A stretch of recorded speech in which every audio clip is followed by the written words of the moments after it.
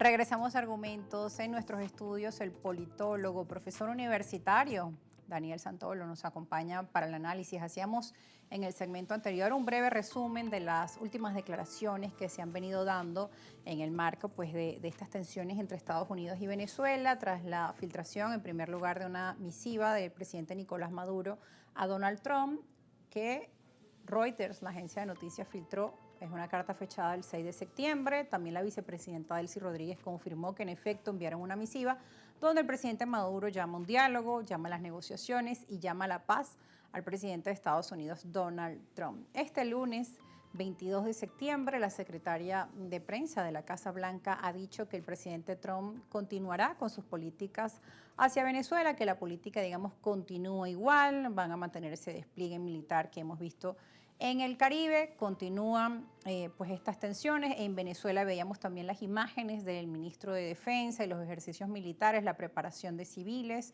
de los milicianos y también obviamente de todo el contingente militar de nuestro país. Dicen, estamos en paz, pero tenemos que estar preparados para una posible escalada.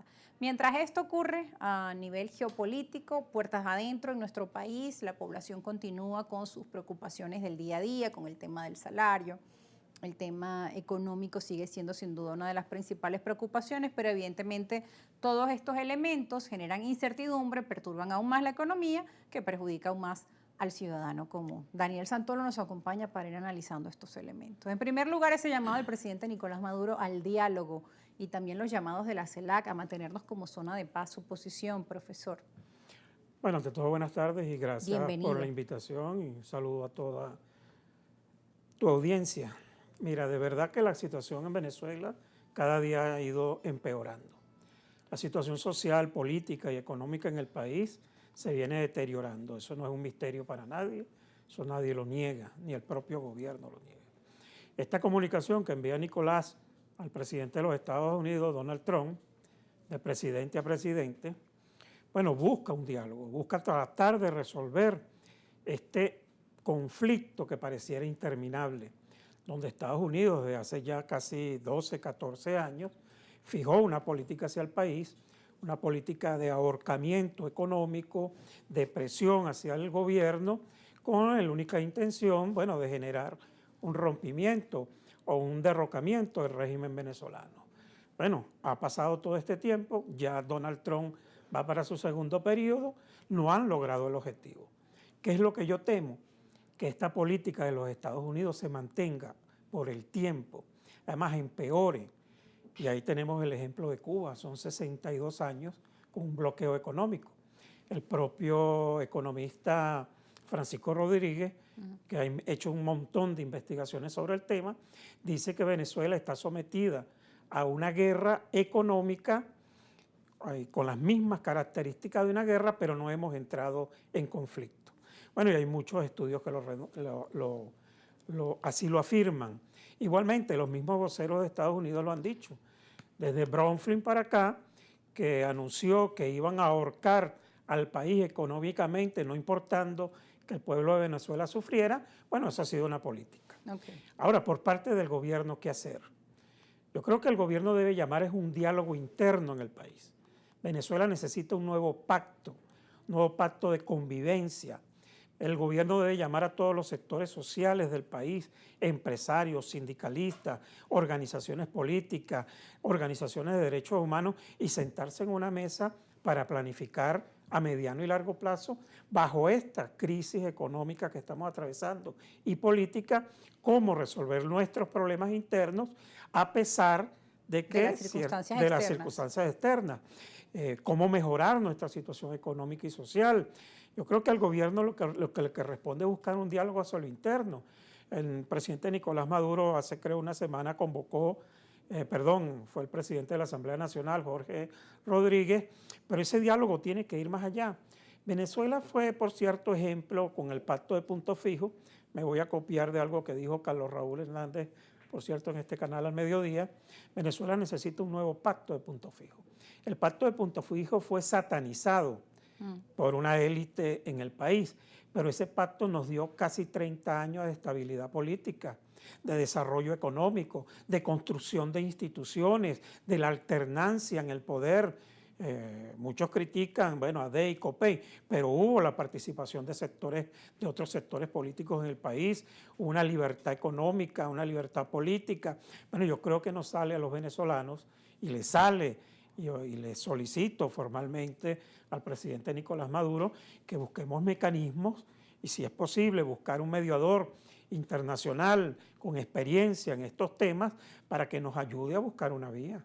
Eso por un lado. También se había llamado a un comité por la paz de Venezuela y en otros programas pues también he comentado que necesitamos de esa paz social también.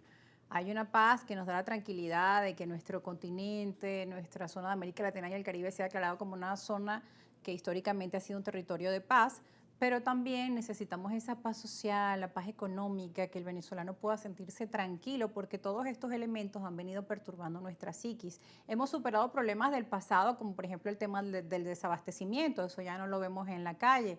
Ahora estamos con abastos repletos, negocios full, incluso tiendas de marcas reconocidas han regresado a nuestro país. Vemos los centros comerciales con mucho movimiento, a pesar de los pesares, porque hay diferentes realidades, eso hay que decirlo, en nuestro país. Pero la situación de muchos profesionales continúa siendo la misma. Los docentes universitarios, digamos, algunos han podido emprender y hacer otros negocios en paralelo, pero la verdad es que un país pues no depende solo de aquellos que hayan decidido emprender. Se necesitan profesionales, doctores, médicos, trabajadores, periodistas, abogados, y que además estos puedan tener unos ingresos dignos, unos salarios dignos, más allá de las bonificaciones, que es las políticas que se han venido dando pues en los últimos tiempos, ¿no? Es que en lo económico, bueno, aquí hablan de emprendimiento. Yo llamo eso economía de guerra, porque la gente lo que busca es subsistir, ver cómo resuelve su día a día. Emprendimiento para mí es otra cosa.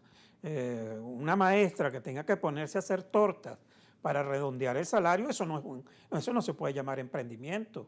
Un profesor universitario que tenga que manejar un taxi para ir a dar clase, porque el salario no nos alcanza, eso no es un emprendimiento. Lo que dice el venezolano, un tigre, o Exacto, resolver eso es el día a cualquier día. otra cosa. Entonces, la situación económica, tú hablas ciertamente de que se ha dado cierto boom en la capital, pero es que eso es una minoría.